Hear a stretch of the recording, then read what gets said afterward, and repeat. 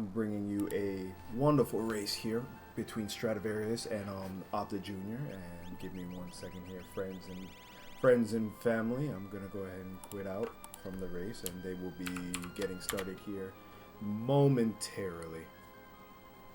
My name is Scratch Dragon. I will be your commentator for tonight. So, just gonna start this off. There's a little bit of irony between this restream right now because I am restreaming the 2 people I lost to in this tournament. So, here we go. Give me 1 second. I just need to make sure that they are linked up, which is looking pretty good right now. But at the beginning of this race, they're just going to go ahead and do some configuration changing here. They're going to go ahead and set the memory cursor, or the cursor to memory, so it will be on the last attack that they did. And they're going to set the battle speed to 6, which the battle speed only affects the enemies, not the party. So if we set it to 6, which is the slowest, they get less turns, which is pretty helpful for us. We're coming at it quick and fast here as well, because now we're going to have some experience manipulation here, where we have Biggs and Vix, or Vix and Wedge run away, and Terra, our question mark character here, will get all the experience. We're going to want to go ahead and do that for some slick manipulation of leveling later on. So we're going to have Vix and Wedge run away from all of these fights. You also saw they made a little right movement at the beginning. They're actually skipping some battles that it's pretty nice. We're not going to need those. They take a little bit, and it's faster and quicker to get another one later on. So the way the experience manipulation here works is when Vix and Wedge runs away and Terra's the only person left in the battle, she gets all the experience. It doesn't get divvied up between the party members. So this is how we're going to get her to level 6 before we move out of Narshe here. So if you also see them taking out these Van Mammoths first with Vix and Wedge, it's because these guys have our party cannot run flag on them, so we have to kill them before we get them out of here. The route is actually pretty fixed. You probably won't see any major divergences. It's a pretty linear route. The only differences may be small things like with levels and whatnot. So, little thing at the beginning of the race is that we could also have Vix and Wedge not run away, but luckily we didn't get any of that. So, I'm pretty sure, because these guys are very high tier runners at this point. They are both on a step route, so they should be able to walk through this cave with getting no encounters, which is looking pretty good right now. And then we're going to run up against our first boss, which is Welk. Welk's an interesting boss there. He has 2 parts you can hit. You can hit the head and you can hit the shell. So hitting the shell is no good if you listen to the beginning of this little spiel that these guys have here. So their little spiel is blah blah blah blah blah. Don't hit the shell; it will counter attack, which is it's good advice. It's a way to introduce how the battle system works in this game.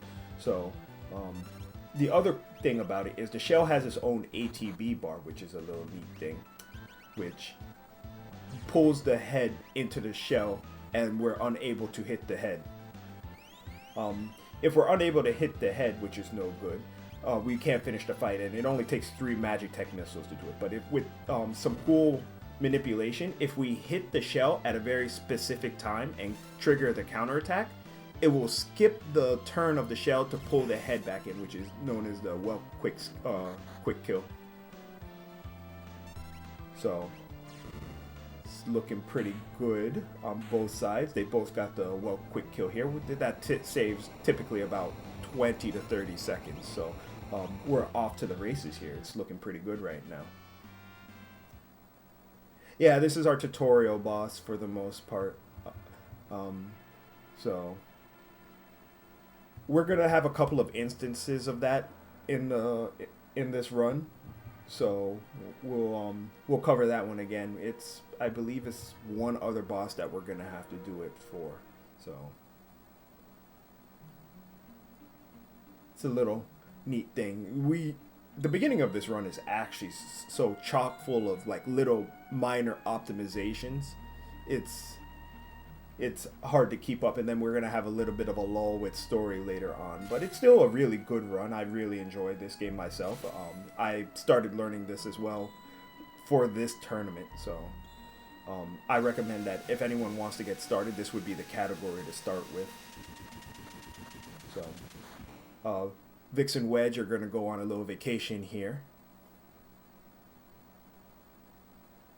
And we're gonna have our girl T come out of the Magic Tech armor. So more optimizations coming up here. In this game, we actually get to name all our characters. So Terra here, as she is known as, is her name's a little bit too long. If you guys notice that the text comes on the screen like one character at a time. So by removing all the extra characters except for one from Terra's name, we can actually increase the speed that which we can mash at. So it'll be one character instead of 5, which saves quite a bit of time over the course of the run. So we can go into the lore a little bit here. Terra, our girl, was sent by the Empire to pick up this Esper, but she was being brainwashed, and well, the Esper freed our girl Terra for some unknown reason. So now Narshe is trying to pick her up to return her to the Empire, because Narshe is a neutral country. They're not part of the big war that's going on right now, so we're gonna go ahead and get Terra out of here. This guy's part of the Returners, which is the other side that is at war with the Empire.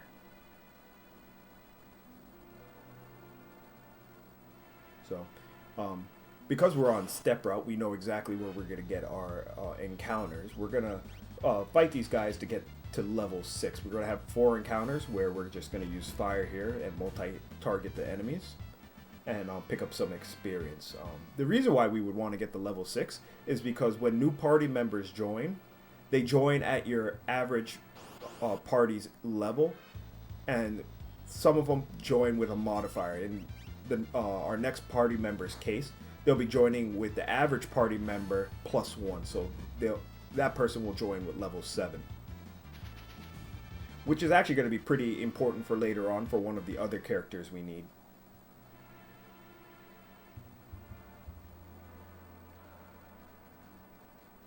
So these guys, before the race even started, did a little bit of belt manipulation to figure out what seed they were on.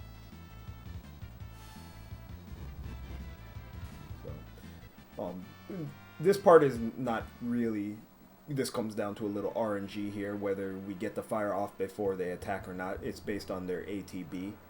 And if they get an attack in, it's not really a big deal, but we would rather they not get an attack at all, as their attack animations may cost us a little bit of time. We also don't want to see a wrench from the Repo Man, because that on the death animation they can counter with wrench. As such seen in Straevaras' stream right now.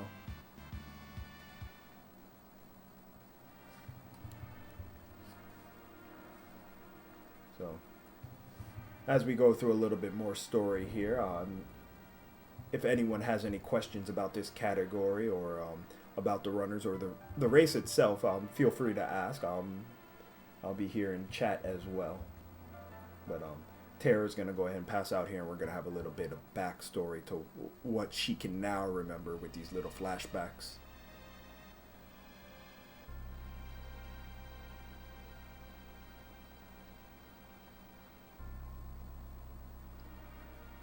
So we're going to have a little sneak peek of our antagonist here, Kefka, the namesake of our tournament name. So for anyone that is here and this is their first time actually seeing this run it actually only goes up to a certain point in the game. We don't do a full game run, as a full game run actually takes about, depending on what category you're in, 3 to 6 hours. So we actually do this this shorter category for racing purposes, and it's a good intro category for anyone that is interested in learning the game.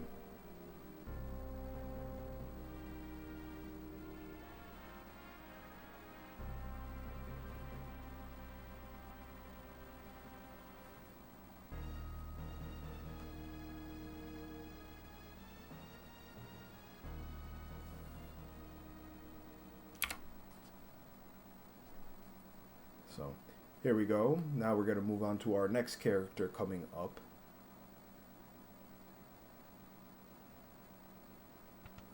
This is going to be our buddy treasure hunter Locke here. So same thing. We're going to go ahead and we're going to reduce his character names, and then we're going to go ahead and move on to the next little mini game that's going to come up. Yeah, a full run is a long time commitment, and we actually did have quite a few entrants and participants in this tournament. I believe we had 77, but the point, the milestone that we're at is actually just like a third of the way through the game.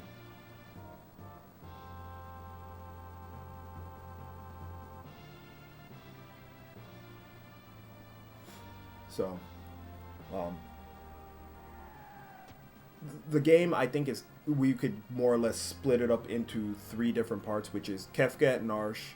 I believe it's the Masa, which would be right before the floating continent, and then the World of Ruin would be the 3rd part. But here we're gonna have a little bit of a mini game. It's basically tower defense. We're supposed to split our party into 3 groups and defend Terra. So these little wolfmen that you see at the bottom of the screen are supposed to walk up, and we're supposed to fight them. And then the goal is to defeat them all, and then walk down and beat the boss. But because we're speedrunners, and I guess the best way of saying it is we're slick, we're gonna have one party just walk up to the marshal and beat him up.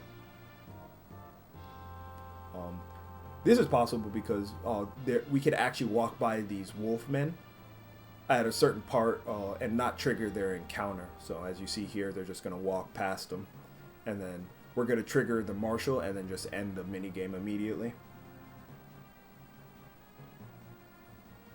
So we also wanted to walk up with this specific party because there's a actual recruitable character Mog that we can use later on, and all the other Mughals that are here, we're not able to actually take off their weapons or armor, their weapons or shield, and we're actually going to borrow Mog's shield and spear here, which he has a mithril spear and a mithril shield.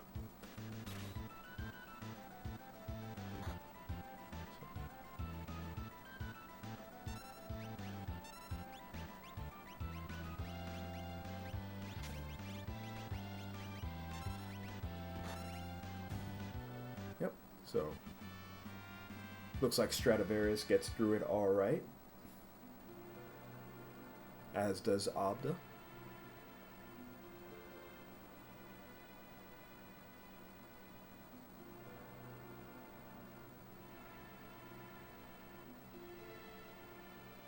Yes, we're gonna pass through here one more time. This is when we closer to the end of the race, but it's looking pretty good right here. Gaining some time on Straevaras. There's plenty of points at this in this race that the things can turn around. So we're gonna go ahead and beat a hasty retreat out of Narshe, and then but when we come back to Narshe, we'll be closer to the end of the game. But for now, we're gonna move down to Figaro.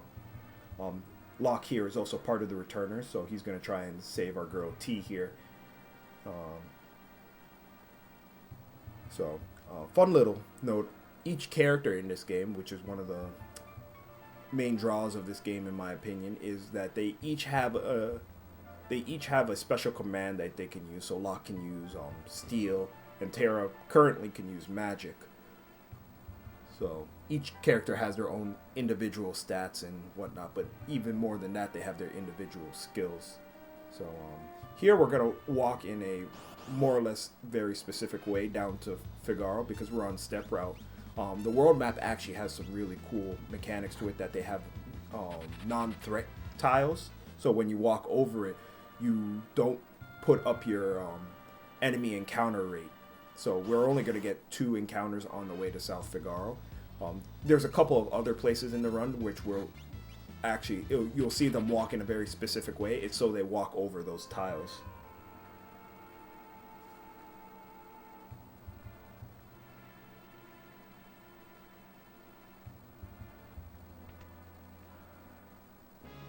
So here we go. We're just going to go ahead and walk through Figaro Castle and set up some cutscene triggers here. One of the misconceptions of running on RPG actually is that no real time save outside of making battles go fast, but movement in this game actually matters for a lot. Being able to move through the castle optimally, not running into walls, because believe it or not, there's a lot of time that can be saved just moving optimally, menuing optimally, and just talking to NPCs as fast as humanly possible. So we're introduced to our third character here, Egger. He'll be joining our party a little bit later, but before then we're gonna have to make another little stop to do another cutscene trigger.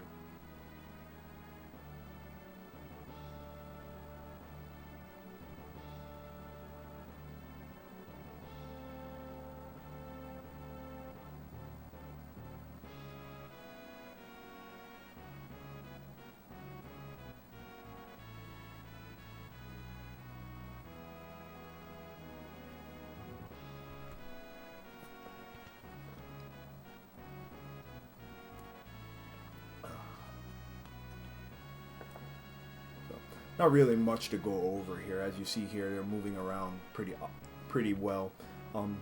If you don't actually move fast enough, sometimes this Chocobo guy will catch you, but it looks like these guys are going to handle that pretty well. We're going to have another little flashback here, which will introduce the king's twin brother, Sabin, my personal favorite character.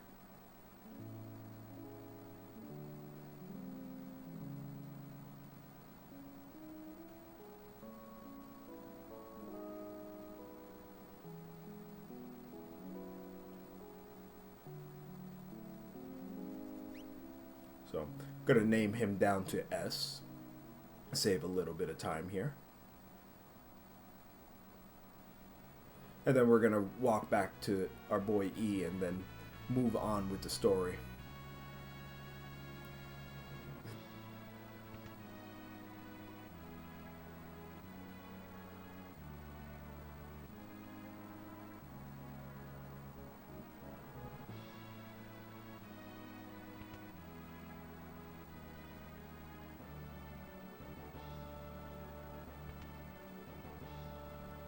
I mean, when you get to this point in the game and you actually run this enough, you're gonna see what the optimal lines are of where you're supposed to be walking. So, the fun part about this is even if you're not really walking perfectly through the castle, it doesn't mess with your step route. The step route only counts for like outside the castle on the world map and in dungeons themselves. So you can actually walk any specific way. Sometimes NPCs will get in your way, and you could just walk around them without any fear of that.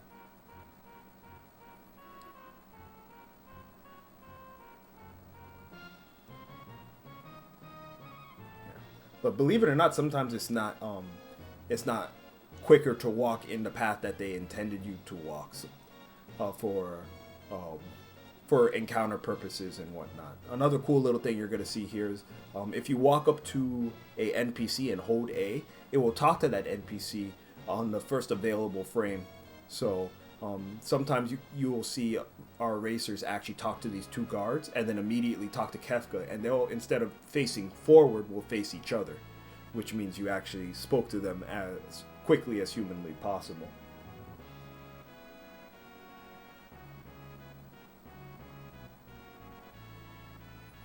So another taste of our main antagonist there, Kefka. We'll get a little bit more of him later.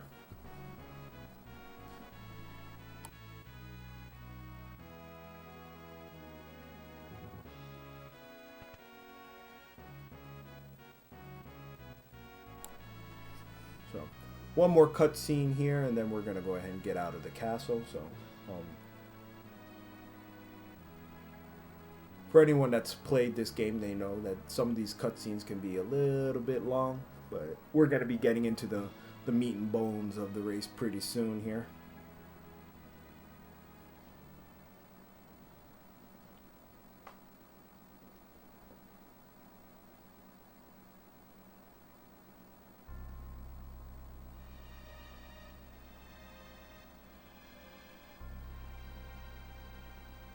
So, final cutscene of Figaro Castle here. We're going to see we're going to see some interesting things like stones burning and the castle's on fire in the middle of the desert. The stone castle in the middle of the desert is on fire. Who would have thunk it?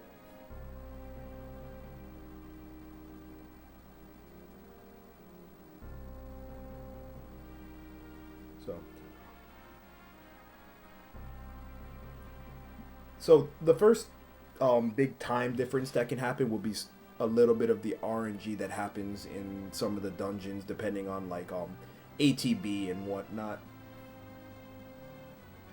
So there's no, unless they miss like a big trick. The first big place might have been Welk if you actually missed the Welk quick kill. But just remember, your castle is on fire. Have it dive under the sand, and it will put it out. So we forgot to mention that Edgar is a master engineer, and he can make his castle dive under the sand. You know, Final Fantasy logic and all. But just small things like good enemy ATB, preemptives. Those would catch a lot of time save and cause some differences. So like here with this next quote-unquote boss fight against these magic tech armors, depending on Edgar's ATB would cause a little bit of a time difference here, because we want Edgar to go first because he has the tool command which he can use auto crossbow, and that's going to be our major damage source for quite some time. So we're going to auto crossbow these guys twice, and then they're just going to go down, and we're going to call it a day. Also, enemy ATB can affect us because we really don't want certain enemies to attack us. So, stuff like that. A fun little note about the auto crossbow. In Final Fantasy, I think it began in 4. I'm not sure if 2 or 3 had it, but in 4, you can actually set your party members to front row and back row. If you're in the front row, you do more physical damage, but you take more physical damage as well. And then if you're in the back row, you do less physical damage, but take less physical damage as well. But auto crossbow is an exception to that. So if you're in the back row and use auto crossbow, you would do the same damage whether you're in the front or in the back row.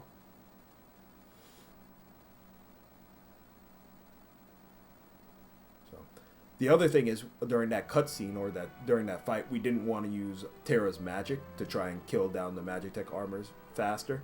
Because once you use her fire magic, you would get an additional cutscene, and that cutscene takes a little bit too long. So it's just better that we use 2 auto crossbows to kill him.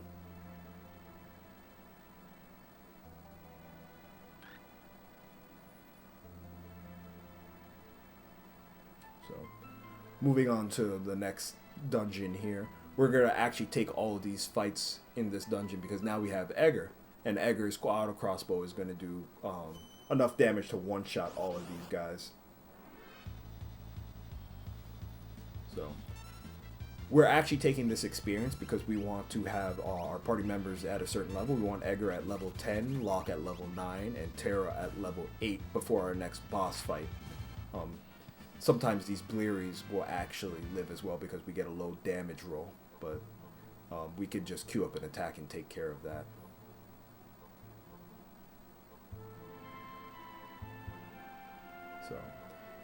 So here you see that Obdajr's getting a back attack here, which can cost a little bit of time because we get low starting ATB for that fight.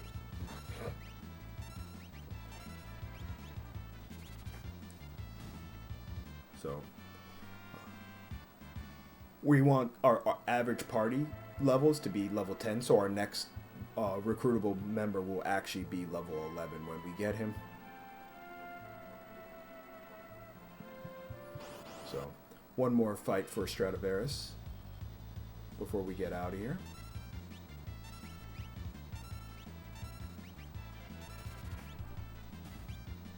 Yep. So, when Straevaras leaves this cave, you're going to see him walk in a very funny way. He's actually going to be walking over 7 non-encounter tiles. So this is to set up manipulation for the next dungeon, so he can get some very specific encounters, so we can maximize our experience gain. But before that, we're going to go ahead and pick up some sprint shoes, which is going to be our speed running item here, and move all our guys to the back row. The sprint shoes lets us walk through dungeons and towns at twice the speed that we normally would, which makes them very helpful. We also pick up a Chocobo here, so we can get to the Mount Colts without progressing our threat encounter level.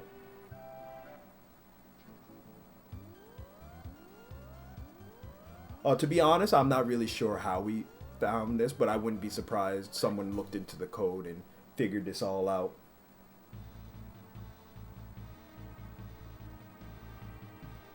But I'm sure that there's a RAM address that actually addresses what your encounter rate is based on your seed. So here we're actually running away from these brawlers, unfortunately, because they don't give much experience, and auto crossbow currently doesn't one-shot them. But luckily for us, there is a very good item that we are going to be using here as soon as we get it. It's the Atlas Armlet. Usually equipping stuff doesn't increase the auto crossbow damage. Only leveling and increasing your strength does. But the Atlas Armlet actually increases our strength, which will in turn increase our auto crossbow damage, and let us be able to, if we wanted to, one-shot these brawlers. But they don't give a lot of experience or money, so we're typically going to run away from those guys.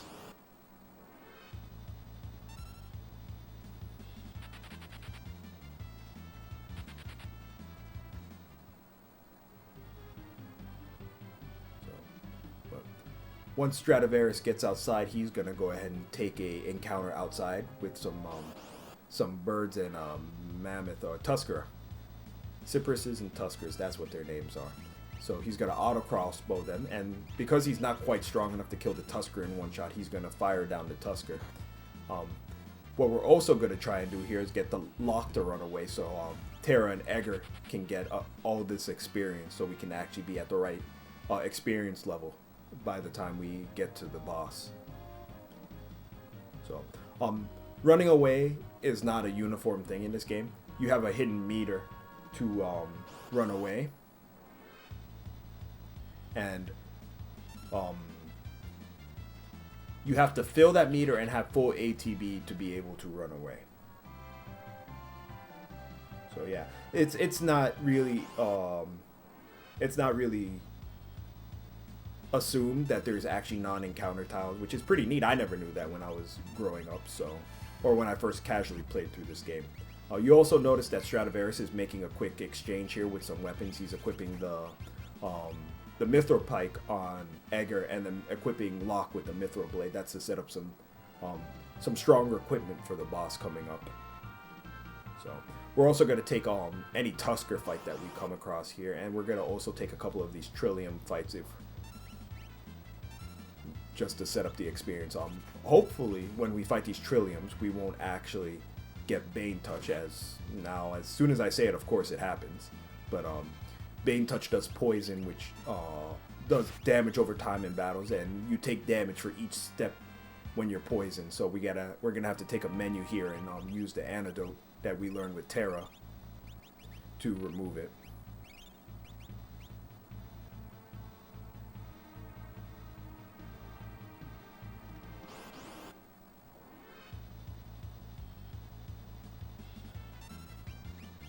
So at the moment, these guys are pretty caught up with each other right now. So Obdajr has a little slight lead here. That's because Straevaras had to take a little bit of a menu here. So that's where a little bit of the time differential can be made of just a little bit of good luck and a little bit of bad luck, is dealing with these kind of things on the fly that makes these racers so good. Right. So Obdajr didn't get poisoned, so he didn't need to menu, which takes up a little bit of time. It takes up about, I want to say, 5 to 7 seconds, depending on how fast you can menu. So got a little bit of a sync going on here.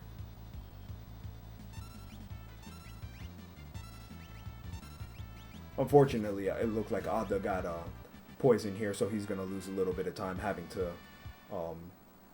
cure Edgar.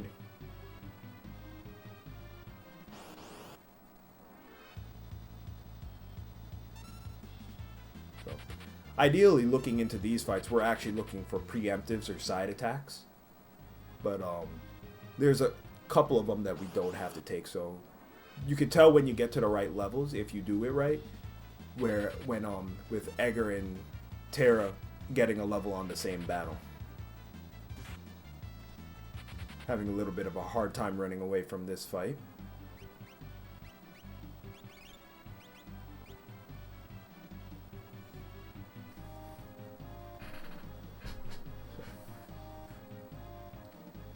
Not too big of a differential here right now, so we're going to move up to our Vargas fight. So Vargas comes with these two bears, and before we can start damaging Vargas, we have to take out the bears. So what we're going to want to do is we're going to want to cast fire first, then auto crossbow. After that, we're going to move Locke to the front row. That way he can do more damage with the new Mithril Blade that we just equipped with him, and then cast fire one more time. Then after that, all we have to do is wash, rinse, repeat, auto crossbow with Edgar, attack with Locke, and cast fire with Terra. So,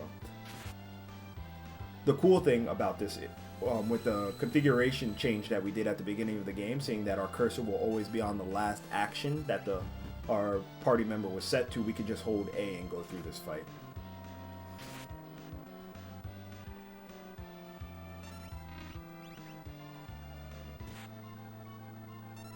Looks like we're a little bit short on magic here, so we're just gonna go ahead and do some auto attacks. But here we go, end of the Vargas fight, and we're gonna have our new character join us, our boy Sabin. So with this, it's going to be a one-on-one with Sabin versus Vargas, and Sabin going to come in with a cool command called Blitz. A Blitz, once you activate it, you have to put in a certain directional command input or button command input. X, Y, L, R is included as well. And it'll do certain attacks. So in this case, we want to do left, right, left, and then press A, and then we'll get pummel. And doing pummel will automatically end this fight.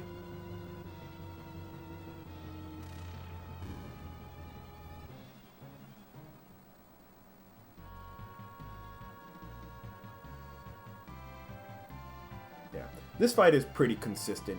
The only time save we can make with this fight is if we get Doomfist skip, where Vargas will see Sabin, will use a move and start talking.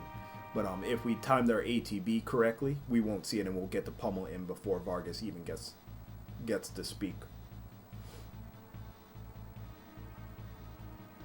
So the memory thing is mostly because when we get to certain fights, we're typically going to be doing the same thing all the time, and just holding A through it is a lot faster than moving the cursor, re-pushing A on the command, and so on and so forth. So, back to the lore a little bit here. And we're still on our way to the Returners' hideout. We're going to want to go talk to Bannon, who is the leader of the Returners, which is the anti-Empire movement.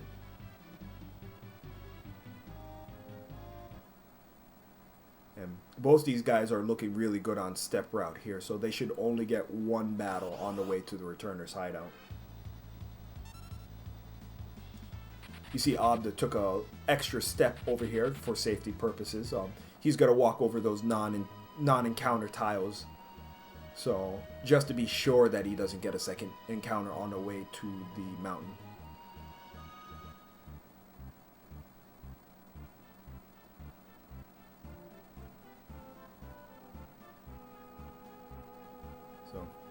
Walking through the Returner's hideout here, we actually lose control of our party, and what we don't want to see is this NPC at the bottom right here. Luckily for us, we didn't see him. Get in between us and the soldier on the stairs. That it has happened before, where if he gets in between you and the soldiers, you don't get control back of your player character, and you soft lock the game. But luckily, we didn't see any of that.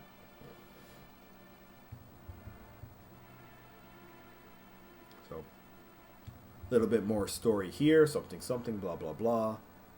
Something about the world, box, envy, pride, etc., etc., etc.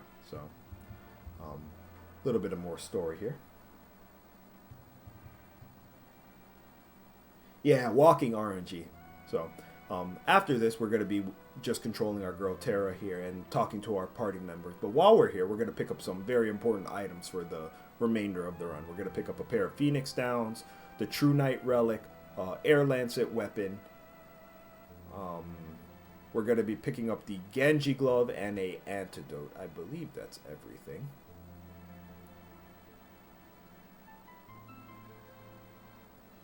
So we're going to talk to everyone and do all of this. So cool thing about this is when we go outside to talk to Bannon, we can go ahead and say no to him. And if we say no to him 3 times, we get the Genji Glove instead of the Gauntlet. And the Genji Glove is a wonderful, wonderful item in the way that it doesn't work as intended. You get to equip 2 weapons, which is cool. But the damage modifier, which is supposed to be put on the Genji Glove, is actually, it doesn't work correctly, so we actually get full damage. If we were to say yes to Bannon, we would get an extra cutscene here, and we would get the Gauntlet instead, which is glitched in a very bad way, where you use 2 hands to hold a weapon, and by holding the weapon with 2 hands, you're supposed to get extra damage, but you don't get extra damage.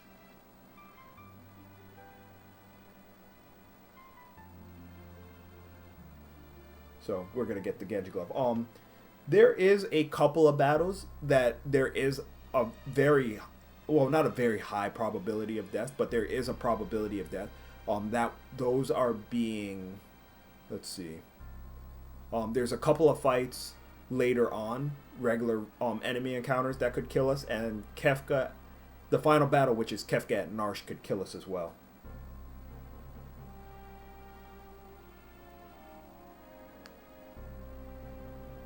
Yeah, I mean, this was based on some earlier programming, and even with current games, programming isn't always perfect. So, another fun little programming quirk that doesn't work correctly here is blind. Blind actually does not work as intended in this game.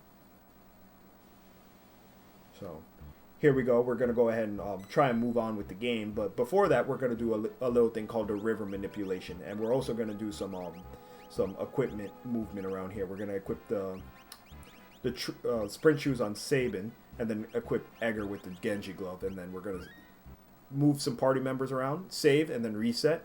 Get to the save menu, and reset one more time. The river RNG is actually based on NPC movement, and by doing this, we're manipulating the NPC movement, so we only get 2 encounters on the river. You can get upwards of 7 on the river if you don't do this manipulation, so we're going to wait for this NPC to get into a special place, move forward, and then we'll be good to go.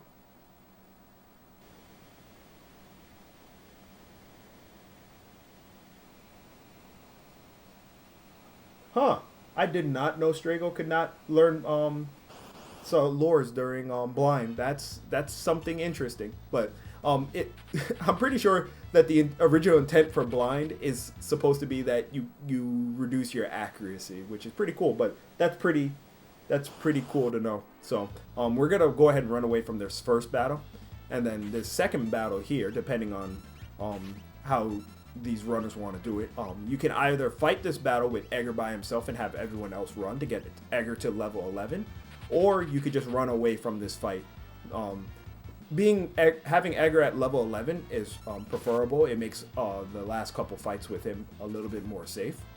But there are some runners that actually just run away from this fight. Like Obdajr is just running away from the fight, so he's opting for the level 10, and then Straevaras is opting for the level 11.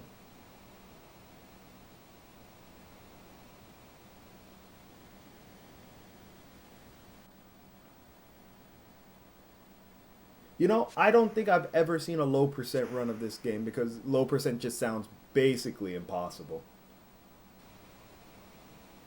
So, both these guys have the manipulation down, and they should be getting no more encounters on the river.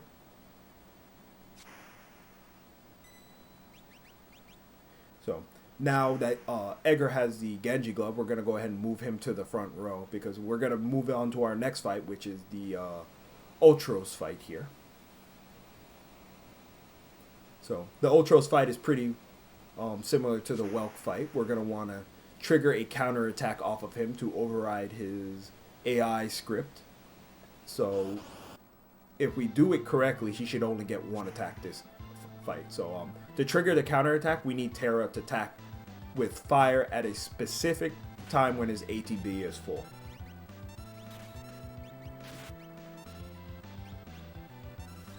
Loltros? Don't let Natar hear you say that.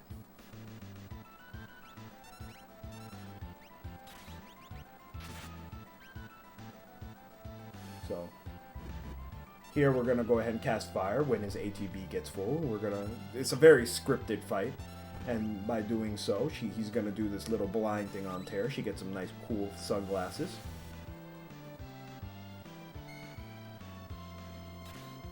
And then if we did it right, Ultro should get no more attacks for the rest of the fight.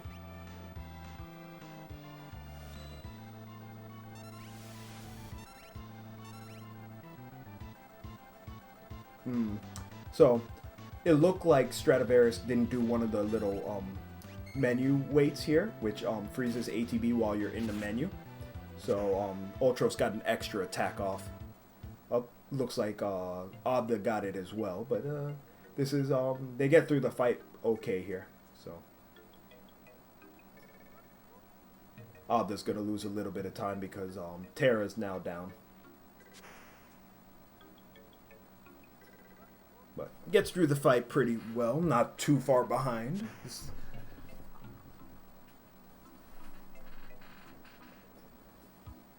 So here we're going to have an option of picking one of three scenarios that we're going to want to do. We have Sabin scenario, Terra scenario, and Locke scenario. We're going to want to do the Sabin scenario first because at the end of his scenario, we can pick up some handy item called the Smoke Bomb, which will make the scenario for Terra and Locke much easier and much safer for that matter.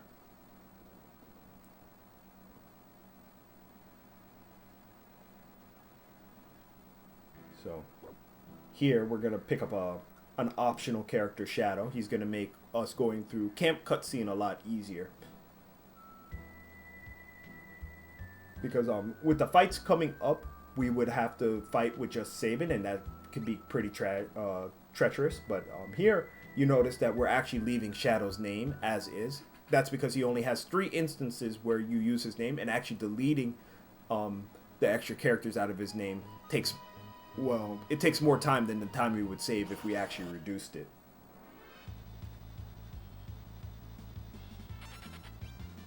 So, as you see, these guys are walking in a very specific way as well, trying to just make sure they get the encounters that they need in the very specific places.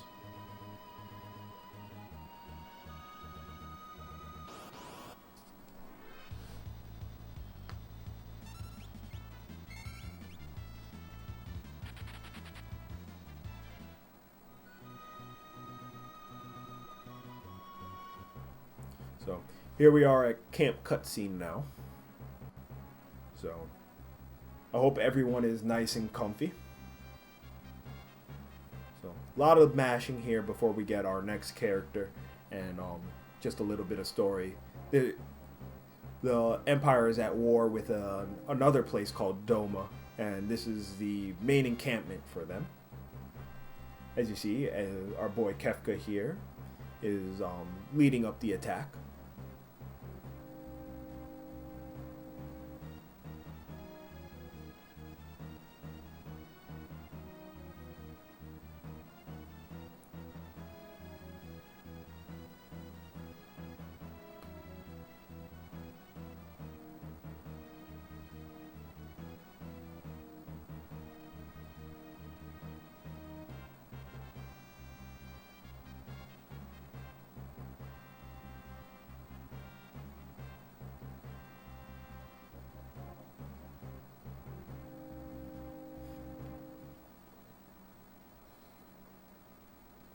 So here's our introduction to our next character, Cyan here.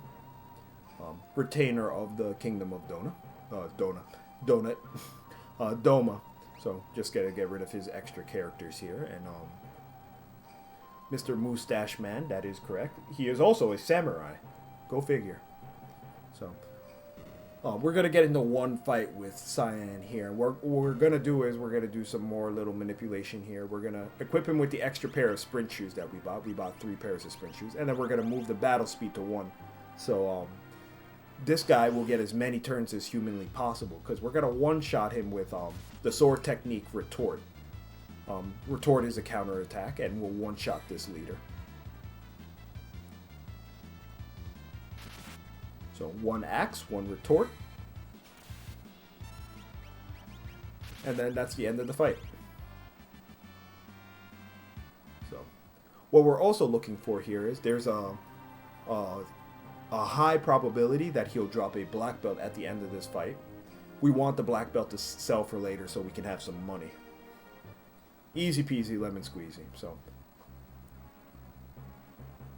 back at camp cutscene here, we're gonna go through some more cutscenes. Our boy Kefka's up to no good.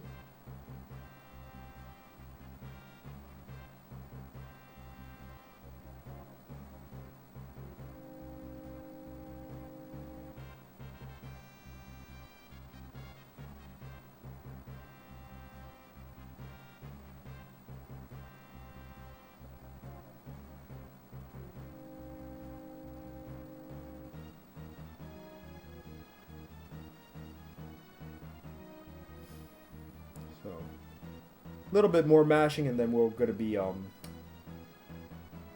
moving on. Yeah, he's making some trouble in the neighborhood. He's gonna get in one little fight, but no moms is gonna get scared, and then we're gonna be off to the kingdom of Narshe.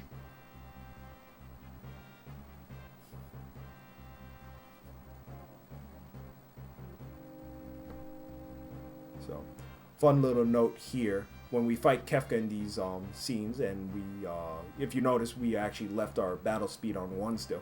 Kefka's actually unaffected by this battle speed because at this point, with this model that he has, he is technically an NPC in our party.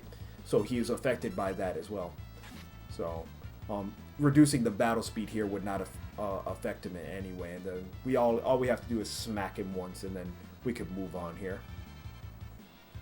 They actually did this so they could actually put Kefka in the Magitech armor in one of the cutscenes at the beginning of the game. So we're going to fight him twice, and then we're going to restore the battle speed back to 6.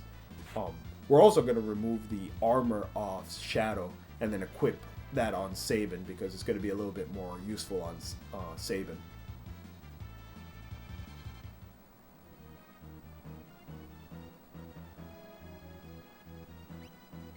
So back down to 6. Move Sabin to the front row. Remove the ninja gear off him, and then put the ninja gear on our buddy Sabin. Looking good on Straevaras' side. Meanwhile, Obdajr is right behind him doing the same thing. So this fight is pretty simple. We're just going to want to attack the soldiers. And then we're going to pummel one of the Templars and then throw that air lancet that we picked up at the Returner's hideout at the other Templar. The only thing we don't want to see is tons of counterattacks out of these enemies, as those take up a little bit of time. Their death animation can be, they can do nothing or counterattack, which kind of sucks. Nope, no boy Interceptor just yet. There's still plenty of time for that. Another cool thing about Shadow is he has a status effect on him, which is Interceptor. Interceptor can block and reduce damage for attacks. It also can lead to counterattacks where Interceptor will come up and attack enemies. Typically, we don't want to see that. So, but speaking of trouble in the neighborhood now, Kefka poured some good old purple Kool-Aid in the river. And unfortunately, everyone at the Castle Doma is actually allergic to pure sugar that is added to the Kool-Aid, and they're going to keel over here. So, if you ever learn anything, kids, don't drink the purple Kool-Aid from a river.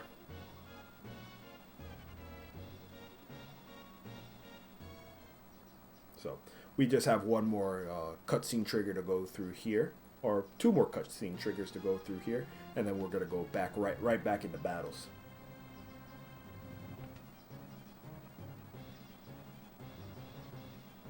Yeah, man. Unfortunately, they didn't have any insulin to counteract the sugar high they're on now. So, what can you do? So, right now, we're coming up to the 50-minute mark. These races typically end in an hour and a half. So we're a little bit over the halfway mark.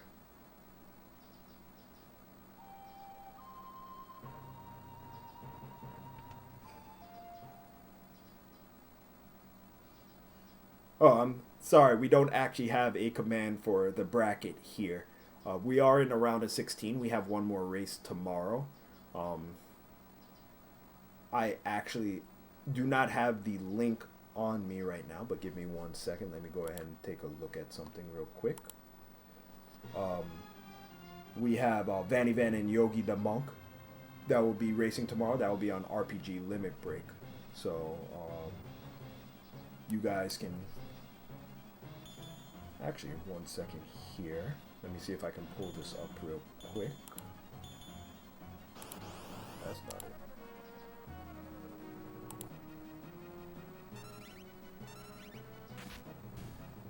I don't believe we actually have the schedule up anymore either. So,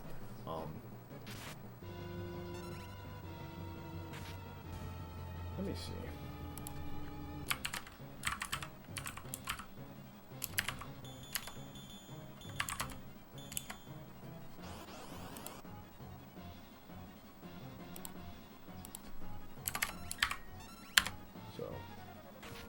You should be able to see the schedule at that link. If not, then we'll just let me know and we'll figure it out. But here we're just going to go through some basic fights here. We don't actually have control of Cyan here.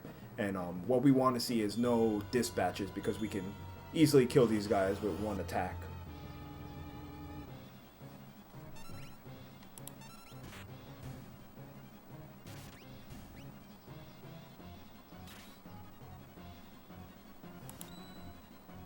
So...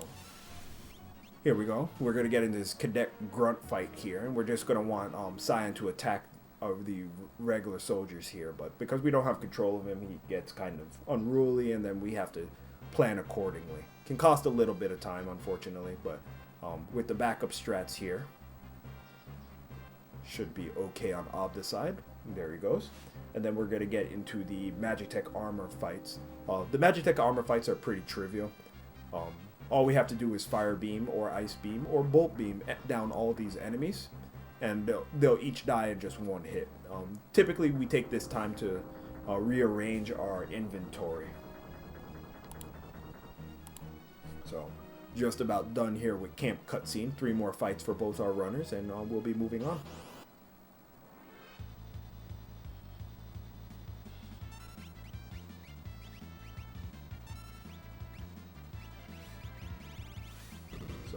As you see here on Straevaras' screen, he's just moving some stuff all around. He's going to want to move the items that will be used later on to the top, and move other stuff that we don't really need to worry about to the bottom.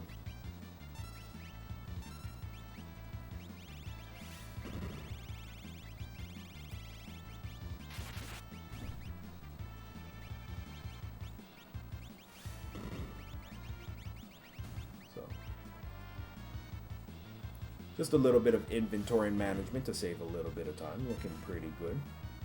Also, what we would like to see is, just for safety purposes, we would like to see some potions drop from these guys. But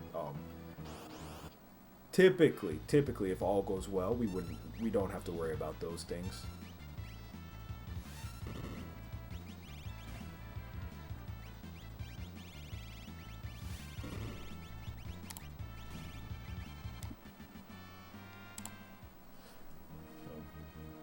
Straevaras finishes up here, and then he's going to go ahead and move over to the Phantom Forest. Meanwhile, Obdajr is right on his tail. This has been a very close race. There's any number of things at this point that could still slow down Straevaras that can cause a lead change here, so hope everyone's excited for that. Coming into the Phantom Forest here, what we are looking for is fast runaways, no attacks from the ghosts because they tend to cast fire and other spells that are pretty nasty, and no pincer attacks or back attacks. But fun little note about the ghosts are they are undead enemies, so restorative items actually deal damage to them.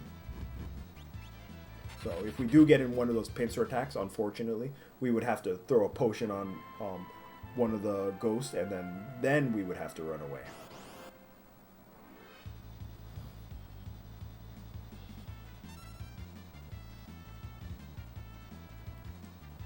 Another little fun note about running away: the more enemies that are actually on the screen, is it actually takes more time to fill your run meter. So as you saw there, the ghost actually got 2 fires off, multi-targeted fires, so wasn't able to run away with the highest level of efficiency. But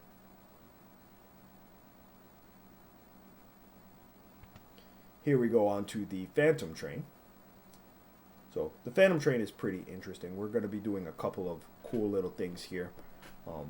The biggest thing that we're looking for is some NPC movement on the Phantom Train. Because we're actually on step route, we can't really step away and walk around them to save time, because we want to manipulate our steps perfectly for the next part that comes in the game. So we just the biggest time save here is that the ghosts don't get in your way.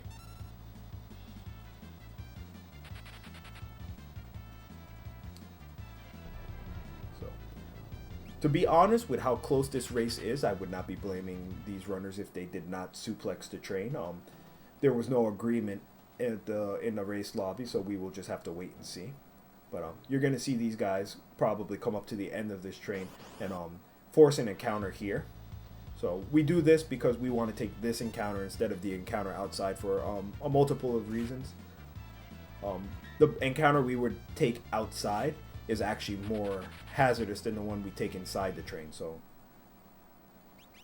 yes, suplexing the train is strictly for memes. It does not save time in any way, shape, or form.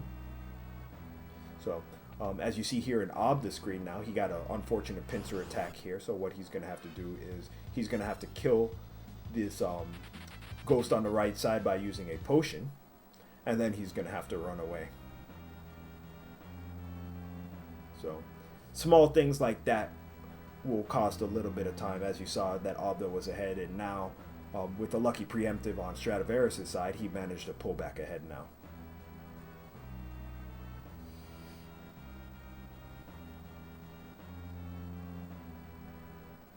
So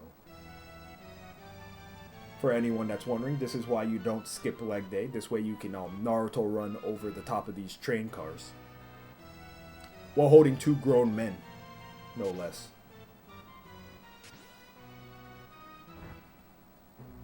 So, if there was any time we wanted to actually hold, not walking off our step route, this would be the part here, because walking off our step route here would affect a bunch of things that would be happening later on that could cost us quite a bit of time.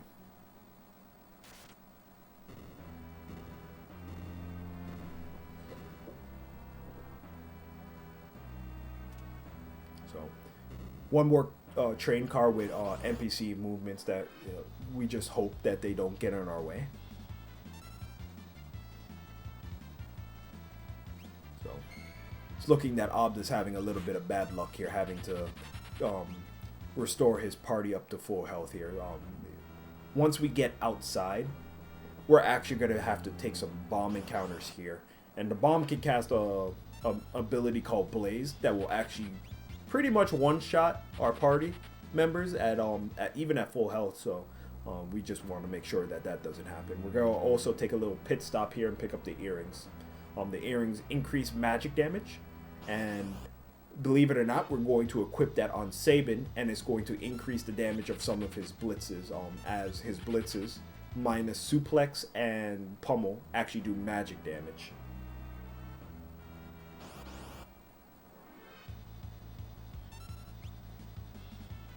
Yep, things are looking pretty good for our guys. They both got good NPC movement throughout the train. So Obdajr is catching some unfortunate back attacks here. Here comes the Blaze here. It was a multi-targeted one. Luckily, as you see there, it almost one-shotted the entire party. So that's going to cause a little bit more of a gap between Obda and Straevaras here. So Straevaras is going to be the first to get to the Phantom Train here. So fun little note about the Phantom Train. Because we're going to get some suplex strats out of Straevaras here. Because he is undead, all we have to do is throw a Phoenix down on him and the Phantom Train will go down. So Straevaras with the validated run, according to typical chat. So incoming Obda Jr. into the Phantom Train fight. He probably will not suplex a train. He has a shadow down, and the Phantom Train can do some pretty nasty attacks that will cause this fight could actually end in a wipe as well. So he could do Evil Toot, which can berserk and confuse our party, and then that would just be the end of the fight because the Phantom Train can actually outdamage us before we actually come out of any of it. So no, I don't blame Obda for not doing the suplex strats here. Both these runners are looking to win, so.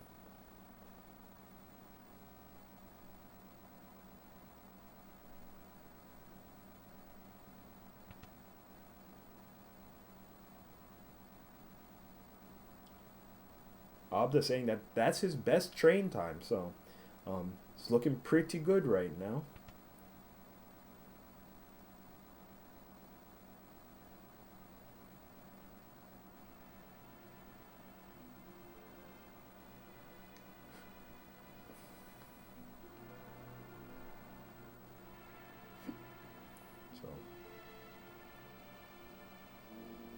One more cutscene before we move on. Cyan's family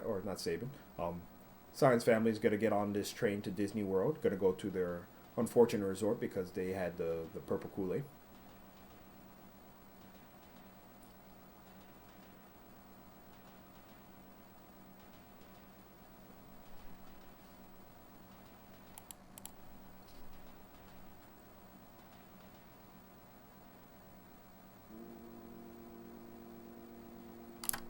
See if we can link this up a little bit better.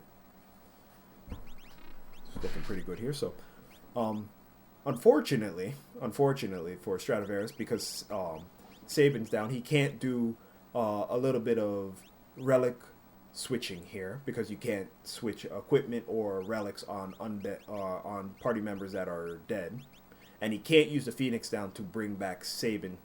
Because by doing so, which would cause an issue, we actually need this Phoenix down for the next trick coming up.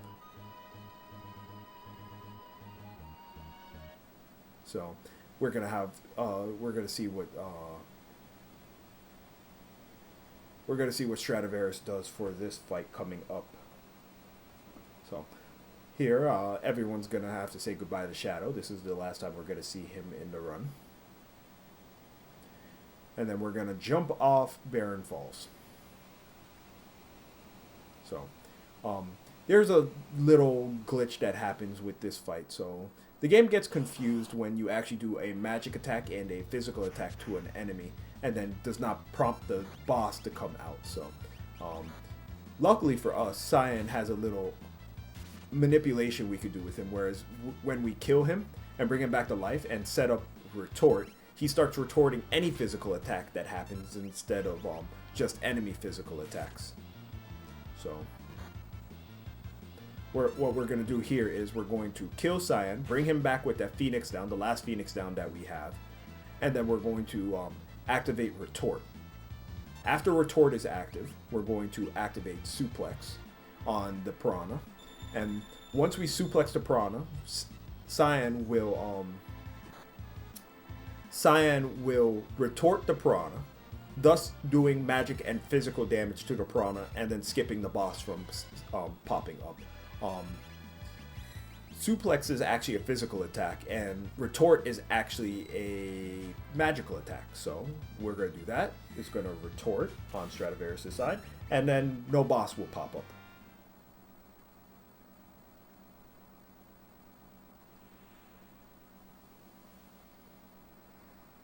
So Obdajr Jr. getting through it okay as well.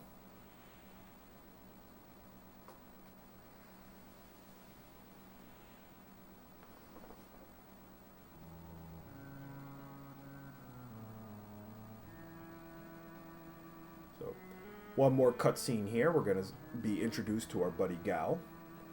We're going to have to pick him up to move on. But before that, we're going to walk over to this city so we can pick up this thing called dried meat, which will let us recruit him. But before that, so all that manipulation that we did earlier on is partially for this, because now we know exactly what encounters we are going to get on the Veldt. So on the way to town, we're going to get the 3 encounters. And on the Veldt, we can only get encounters that we have had in the game.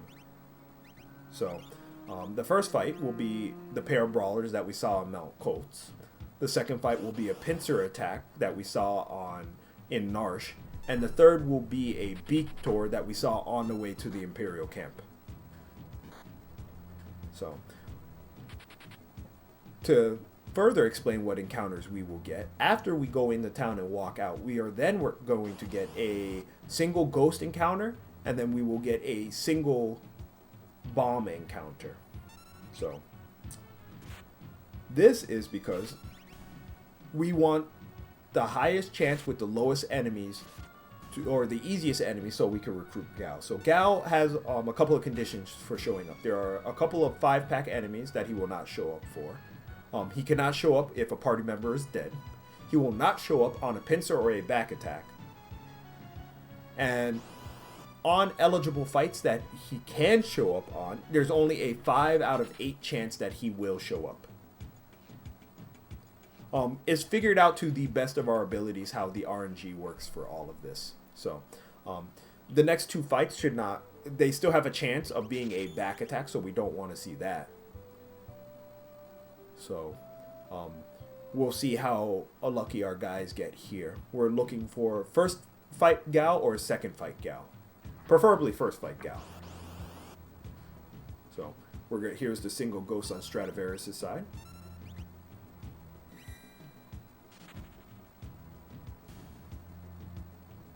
Nope, no Gal. So we're going to hope for the second fight Gal here.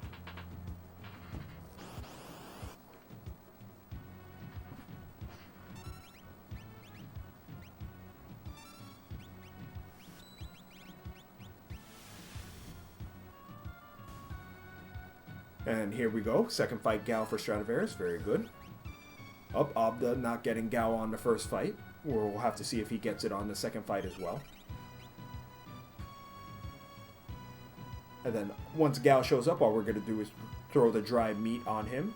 Oh, that's no good. Whew. Okay, so there was some really good ATB on that bomb there. And that could have wiped the party if he decided to blaze...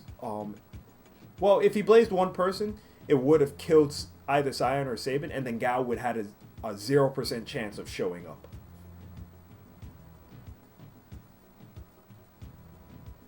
So, we're just going to go ahead and go through this long cutscene here. Something about Mr. Zhao and stuff like that.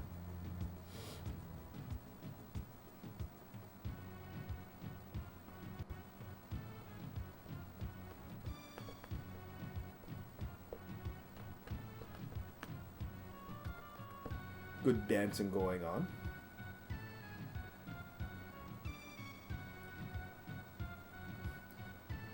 Also, can I get some let me get some buttons. Anything you want to type in the chat real quick, because this theme is pretty. It's pretty exciting. It's a good theme. The Veldt theme has always been one of my favorite themes in the Final Fantasy games.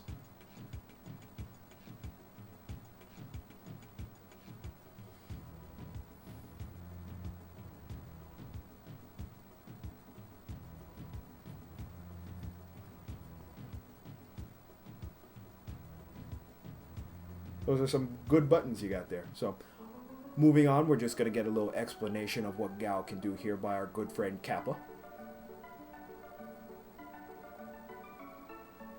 So, Gal's has an interesting mechanic. He can jump into enemies that are in the Veldt. So, he doesn't have a traditional attack command. He only has Rage and Leap. And Leap can only be used on the Veldt. and Rage lets him pick from any enemy that he has leapt into on the Vel and use their attacks. But unfortunately, he goes into a berserk state, so um, we're only able to use those attacks at a random interval. So he decides what he gets to use. So, going back to one of our earlier questions from the beginning of the race, where are the pain points of where you can die? The Serpent Trench is definitely one of the pain points of this category where you can die, because we cannot enter the menu in between fights, and there are some nasty encounters that we can get here that can either A, eat up a lot of time, or B, just outright kill us. The first fight in the Serpent Trench being one of them. So there's 2 eligible fights that we can get into at the beginning of the Serpent Trench, which is a single Anguiform or a pack of 3 enemies, the Acneons. What we're looking for is A, a preemptive, and B, not the single Anguiform. The single Anguiform has the ability to use a really nasty attack, which is Aqua Rake, which will actually kill Cyan and put Gao and Sabin into critical HP. Or just outright kill Cyan as well. So we're looking for a 3-pack of Acneons there.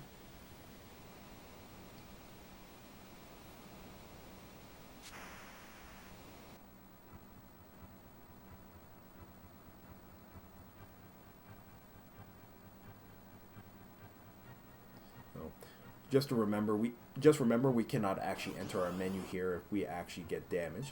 Looking good. Got a preemptive with 3 Acneons. So the second fight, we're also looking for not a pincer attack or a back attack. So we also have forks in the road. We're gonna go right on the first fork and left at the second fork. The right will take us to a cave and skip an encounter. But if we go left, we get an extra encounter. So we go right at the first one because the cave is super short. So we'll skip an encounter. And the second one will go left, and we will actually take an extra encounter because the right cave at the second fork is longer than just taking the encounter.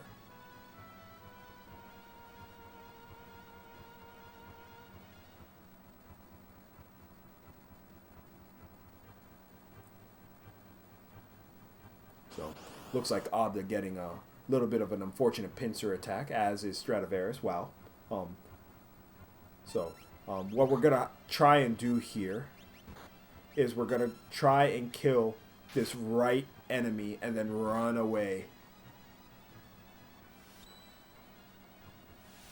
Oh no, this is it's not looking too good for Obdajr right now.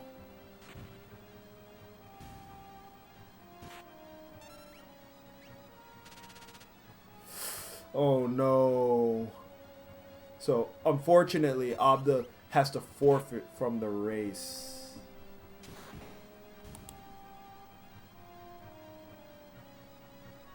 And the Serpent Trench claims another.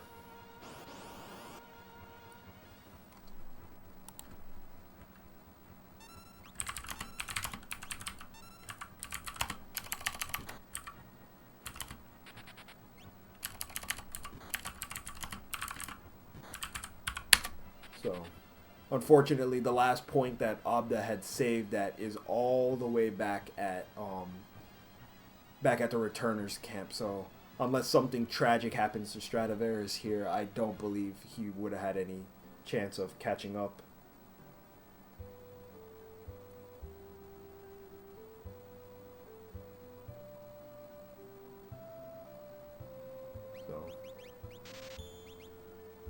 So the reward for finishing Sabin's scenario is to pick up these smoke bombs and then move on to the other scenarios.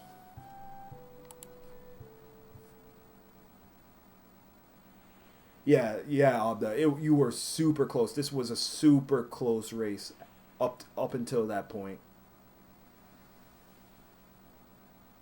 So, Straevaras will just have to finish out his run in order to take this win here. So he's going to move on to the lock scenario here. And because we're not limited to by what glitches we can use, we're going to use a handy little glitch. Instead of doing the entirety of lock scenario, we're going to go ahead and see that guard right there. We're going to clip through him and then move on and get out of here as quickly as possible.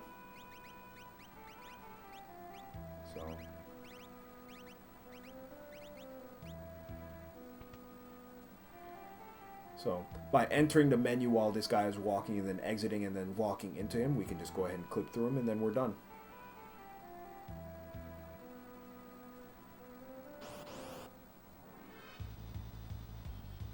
So one would think, well, if we don't go through the lock scenario and pick up extra characters and stuff, how are we going to beat the boss? Well, we're going to pick up a little special item called the Thunder Rod here in a bit. So this is why we didn't pick up anything at the beginning of the game. And then we're going to use said Thunder Rod on...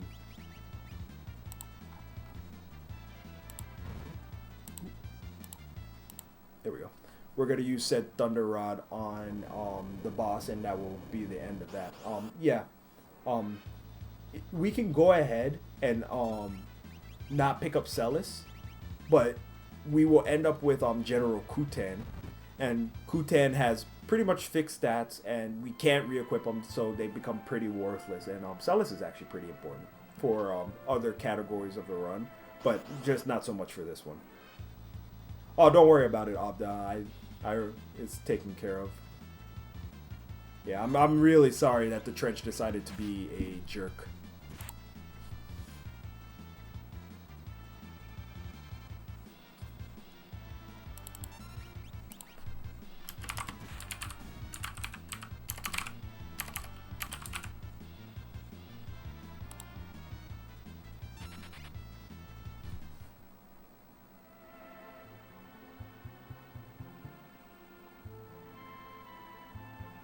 So, we picked up that Thunder Rod because rods are actually a pretty interesting thing.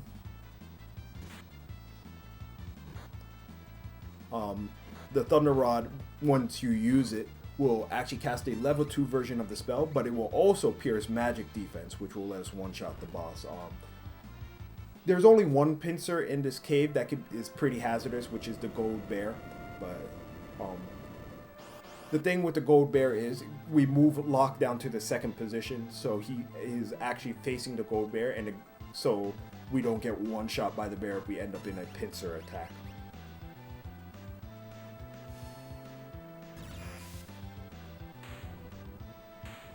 Straevaras has seen in the race channel that Obdajr has forfeited, so he knows. He actually saw that he all he needs to do is finish out his run at this point.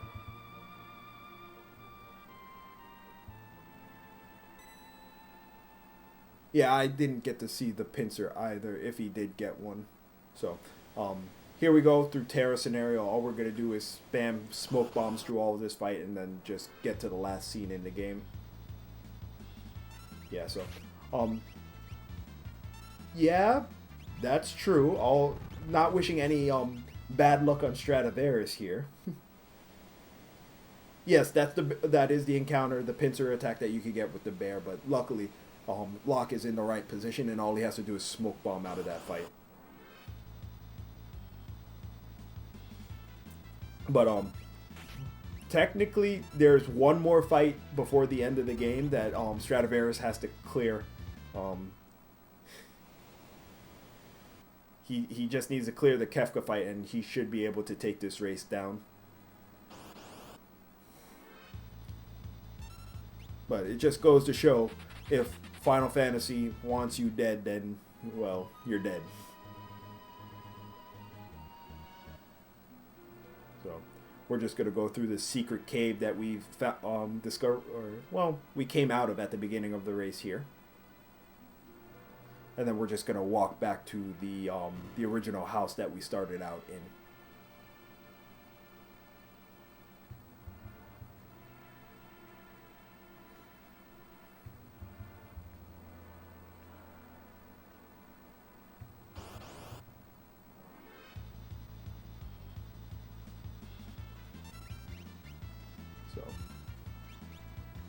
one of the reasons why we would want to get the smoke bombs is, besides it just letting us run from all these fights, is the first.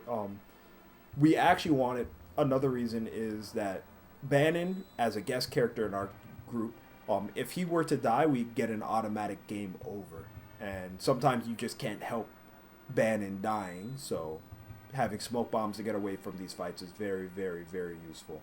This part we're supposed to follow the light all the way through, but if you walk off and you get surrounded by light, but if you walk off, hold up an A at the point that Straevaras did it, you'll automatically get the deactivation of the security, so you can just walk through. So all we have to do is just get through this last little part of the cave, and then we will be done. I didn't see him pick up a mithril pike in Nakia, so he's probably going to take a detour and pick up the rune edge for some extra damage to deal with Kefka.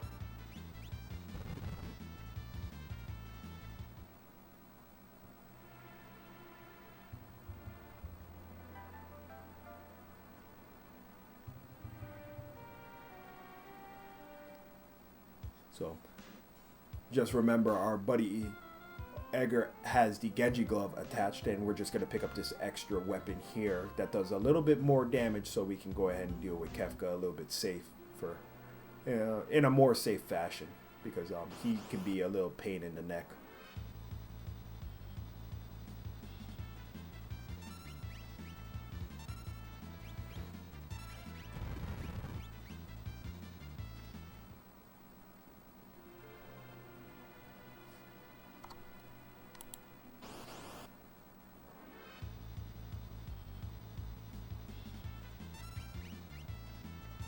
So a couple more encounters here before we get to the end of the game. So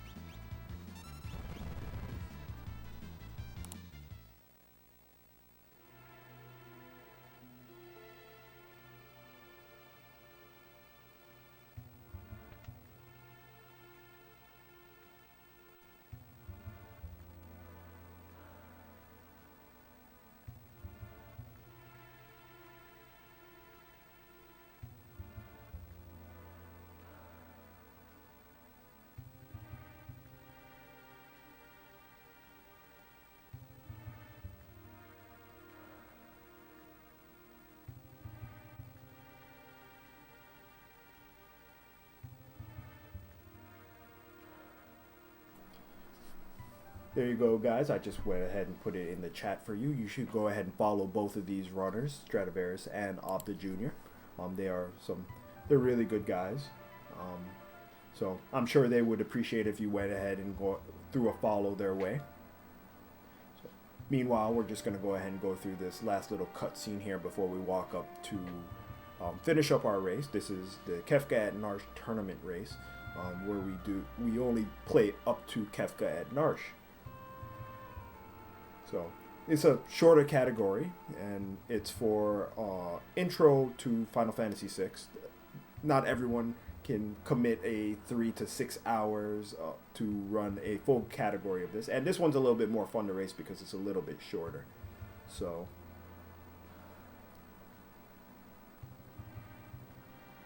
we just go through this last cutscene here, do our last quote-unquote tower defense, and then we are done with the race. We split at the part where you have the sound where Kefka is actually running away. So just also say hello to General Kutan. This is one of the consequences of doing the clip in South Figaro. So instead of populating it with Celis, it's going to populate it with whatever was in Celis's memory address, which is General Kutan.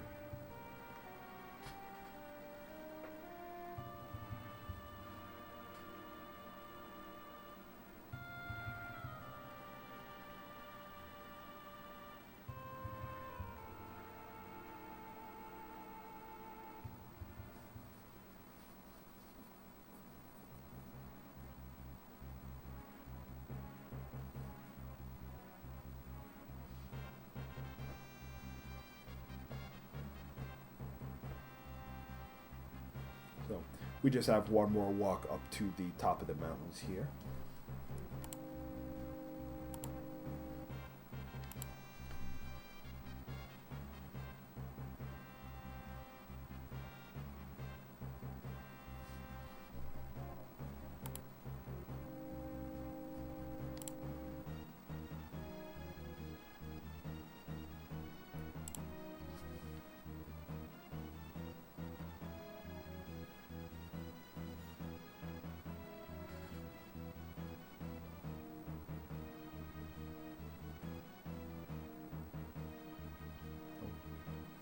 Same. This is going to be same to the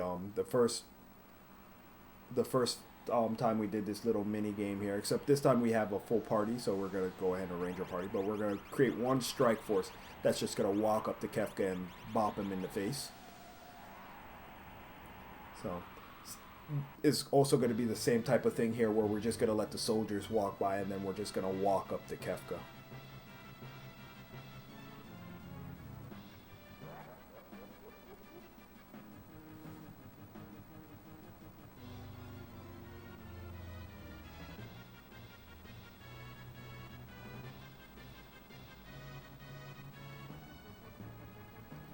This is the grand finale right here for this race. So we're just going to move into this little slot right here. Just make sure we equip the rune edge on Obdajr. Walk past this soldier. Let one more soldier walk past us. And then we're going to walk down towards Kefka. And all we have to do is just make sure we don't run into that guy that's running from left or right like a madman.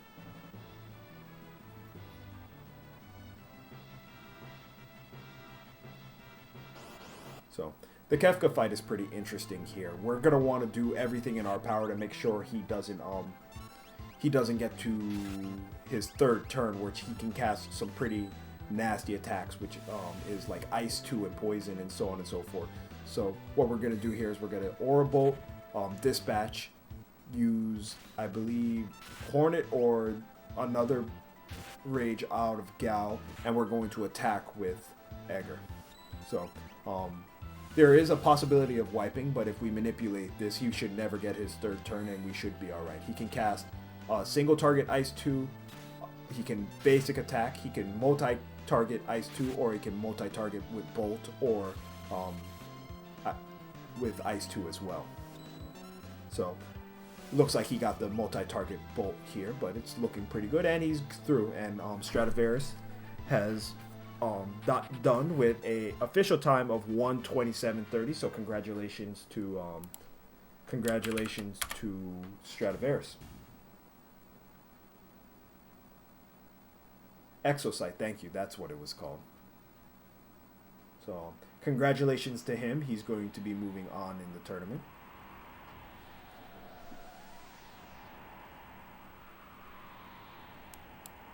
So once again, this was the Kefka at Narshe tournament. Congratulations to both our runners. Everyone did a great job today. You guys should definitely, once again, give these guys a follow.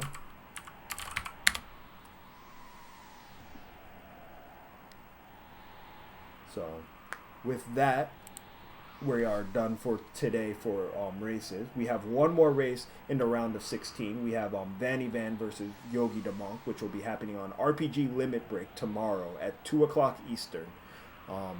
You guys should go ahead and mark that down and come and watch another race there. For now, though, we are done for tonight. So let's see if we can find somewhere for us to go. I believe RPG Limit Break is currently being used for a Earthbound run, or Earthbound race. So, yep, so we are going to go ahead and throw a host over there. I want to thank you guys for stopping by and watching the tournament. My name is Scratch Dragon. That was Obdajr Jr. and Straevaras, and good night.